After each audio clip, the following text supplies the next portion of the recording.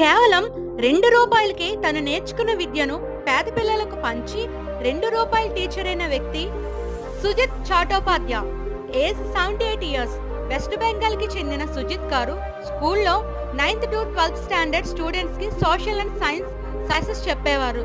40 years service లో వందలాది మంది స్టూడెంట్స్ కి విద్య నేర్పించారు. 2004లో స్కూల్ ప్రిన్సిపల్ గా రిటైర్ అయి మిగిలిన లైఫ్ కూడా పేద పిల్లలకు విద్య నేర్పించాలని డిసైడ్ అయి ఇంటి వద్దనే ట్యూషన్ చెప్పాలని సడై ఫకీరత్ పాఠశాలని ఓపెన్ చేసి కేవలం రూ. 2 ఫీజుతో స్టార్ట్ చేశారు. అంతేకాకుండా ప్రతిరోజు 20 కిలోమీటర్స్ ట్రావెల్ చేసి పేద పిల్లలకి, అలాగే డబ్బు లేక చదువు మధ్యలో ఆపేసిన పిల్లలకి తన ట్యూషన్ లో జాయిన్ కావాలని చెప్పేవారు.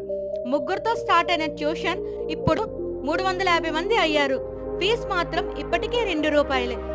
ఇతను చేసిన సేవకు మెచ్చి ఇండియన్ గవర్నమెంట్